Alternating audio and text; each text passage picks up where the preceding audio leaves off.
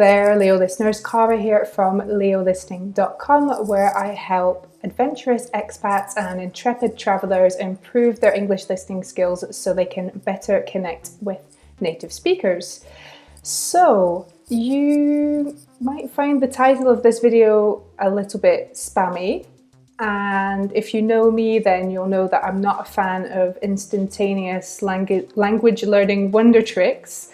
If I believed that, then I would have given up teaching and learning languages a long time ago, because I believe that anything worth having in life that transforms your life requires time and effort. That doesn't mean that it has to be a horrible struggle, but you don't get life-changing transformation usually in return for zero effort. But that said, sometimes little things do matter and do count.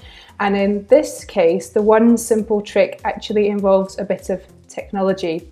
So, is it changing the settings on YouTube videos or in your podcasting app to slow down the audio? No, it's not. I don't recommend this, and I'm not the only one either. Is it some kind of magical app? I'm still waiting for the magical language learning app to come along that actually teaches people to interact meaningfully and not just repeat words.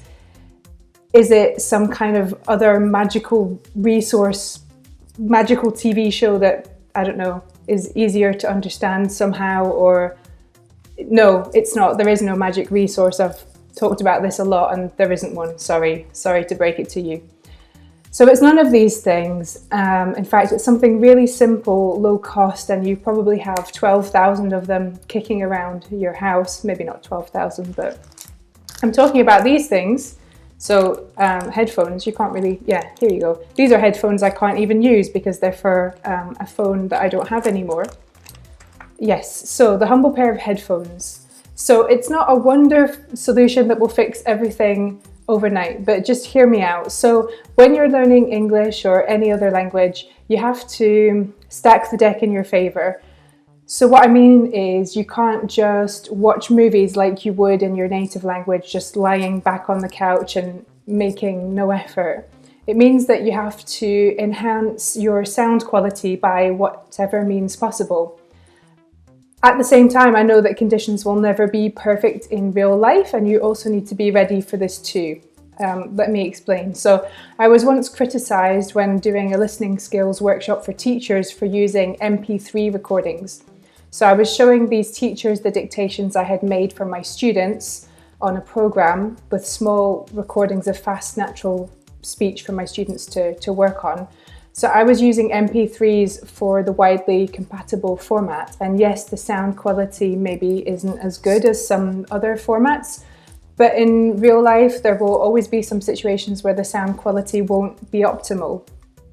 And I know that when you're still learning a language, what you listen to sounds fuzzy and unclear anyway. And then on top of that, real life gives you all these problems like poor internet connections and poor sound quality on conference calls in an echoey room, background music everywhere. This is getting so bad now in real life, like in shops, shopping centres, bars, cafes, there's just music all the time. Street noise, again, I think the noise pollution is a real issue that we don't talk about enough. So from, cars, transport, roadworks. Accents that you're not used to yet are obviously another real life problem, and just new people whose voice and way of speaking that you're not used to. So it's rare that you're in like perfect conditions, like a one-on-one conversation in a quiet room with someone whose accent and voice you're used to. So you can't hide from these situations, but you can adapt to them. So I found out in the last year or two that I'm slightly deaf, especially in my left ear. So I actually can't hear some low-pitched sounds, which is a sign that it's something I was born with. It's not hearing damage, it's from birth. Because when you damage your hearing, you actually lose the capacity to hear high-pitched sounds, not the low-pitched ones. So I was born this way, I didn't know, and my whole life I've adapted without knowing it. And we can adapt to less than perfect listening situations, especially if we engineer these situations by listening in less than perfect conditions So without headphones, in environments with background noise, with low quality file formats, etc., etc.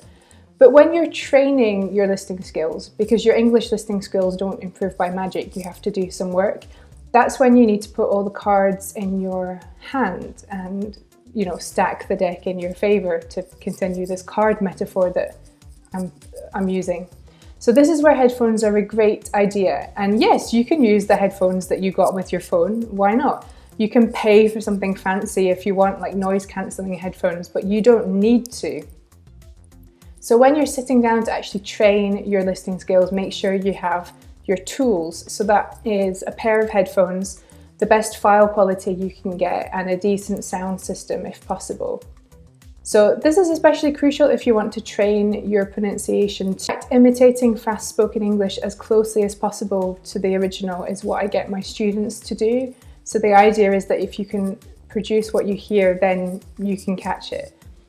So when you're doing detailed listening work like dictations, you're not just trying to get the general idea, you want to try to catch everything. The goal is to try and diagnose your listening problems. So that's a situation where using headphones is a great idea. And it's also a situation where I recommend working from a calm, quiet place like your house, rather than in an environment like the street or on public transport where you've got all this background noise. If you're just listening for practice or pleasure, it matters a bit less. So you could do that with or without headphones. So for example, I love listening to podcasts or audiobooks when I'm in the street or out on a walk. But unfortunately, as I don't have noise cancelling headphones, I miss a lot of stuff because of background noise.